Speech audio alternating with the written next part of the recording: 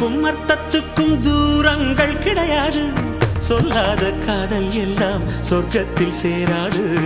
எண்ணிக்கை தீர்ந்தாலும் முத்தங்கள் தீராது. எண்ணிக்கை பார்த்தாலே முத்தங்கள் ஆகாது. அனுபவமோ என் வீட்டு தோட்டத்தில் பூவெல்லாம் கேட்டுப்பார். என் வீட்டு ஜன்னல் கம்பி எல்லாமே கேட்டுப்பார். என் வீட்டு தென்னங்கீற்றை இப்போதே கேட்டுப்பார். என் நெஞ்சை சொல்லுமே.